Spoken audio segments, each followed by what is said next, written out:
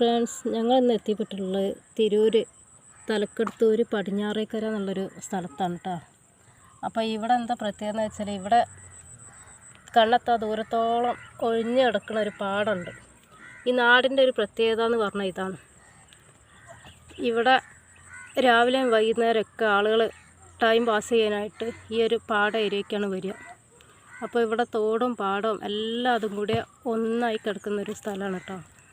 അപ്പോൾ ഈ പാടത്തിൻ്റെ തോട്ടിൻ്റെയൊക്കെ നടക്കായിട്ട് ഒരു കുളമുണ്ട്. അത് കുളം പെട്ടെന്നിട്ട് കാണാൻ പറ്റില്ല, ഇവിടെ പരിചയമുള്ളവർക്ക് ഏത് കുളമാണെന്ന് അറിയുള്ളൂ. അപ്പോൾ ഇവിടുത്തെ പ്രത്യേകത എന്ന് പറഞ്ഞാൽ ഇതാണ്.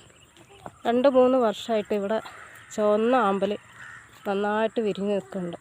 അപ്പോൾ ഇതാണ് കുളം എന്ന് പറഞ്ഞത്. കണ്ടില്ലേ, കണ്ണെത്താ ദൂരത്തോളം പാടാണ്. അപ്പോൾ ഈ ഒരു നാടിൻ്റെ പ്രത്യേകത ഇതാണ്. ഇവിടെ നേരം പോകാൻ വേണ്ടിയിട്ട് രാവിലെയും വൈകുന്നേരമൊക്കെ ആളുകൾ ഇവിടെ വരാറുണ്ട്. അപ്പോൾ ഇതിൻ്റെ പ്രത്യേകത ഇവിടുത്തെ ഈ ഒരു കാഴ്ച ഇതാണ്. ഈ ഒരു ചുവന്ന ആമ്പൽ ഇപ്പോൾ 2-3 വർഷമായിട്ട് നന്നായിട്ട് ഇങ്ങനെ രാവിലെ വിരിഞ്ഞ് നിൽക്കുന്നത് കാണാം. ഉച്ചയ്ക്ക് ശേഷം ഇത് വാടി പോവുകയും ചെയ്യും. അപ്പോൾ ഇത് കാണാൻ വേണ്ടിയിട്ട് ഞാനും മോളും കൂടെ വന്നതാണ് ഈ വഴിക്ക്. അപ്പോൾ ഇന്ന് വരുമ്പോഴിത് വാടിക്കിടക്കുന്നതാണ് കാണല്. അപ്പോൾ ഇന്ന് വന്നപ്പോൾ ഇത് നന്നായിട്ട് വിരിഞ്ഞ് നിൽക്കുന്നുണ്ട്. അപ്പോൾ അത് കാണാൻ വേണ്ടിയിട്ട് വന്നായിരുന്നു.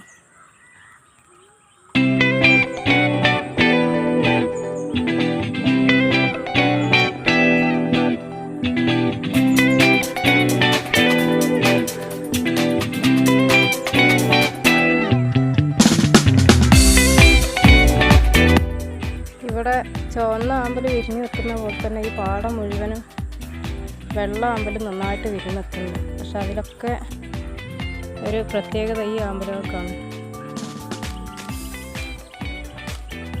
കണ്ണിന് എന്താ പറയുക, കാണും തോറും നല്ല ഒരു മനോഹരമായൊരു കാഴ്ച തന്നെയാണ്. ഇത് പറിക്കാൻ ഒരുപാട് ആളുകൾ ശ്രമിച്ചിട്ടുണ്ട്.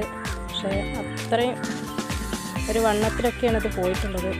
അത്ര പെട്ടെന്ന് പറിക്കാനും കഴിയില്ല.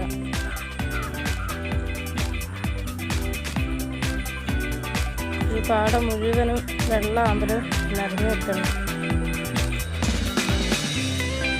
ഇതാണ് ഈ നാടിൻ്റെ ഒരു പ്രത്യേകത, ഭംഗി എന്ന് പറഞ്ഞത്. കണ്ണെത്താ ദൂരത്തോളം പാടമാണ്. അതിന് നടുക്കായിട്ടൊരു തോടും വരുന്നുണ്ട്. പക്ഷെ നമുക്കിപ്പോൾ തോട് കാണാൻ അങ്ങോട്ട് ഇറങ്ങി പോകാനൊന്നും വയ്യ. വെള്ളം ചിലയൊക്കെ കെട്ടി നിൽക്കുകയാണ്.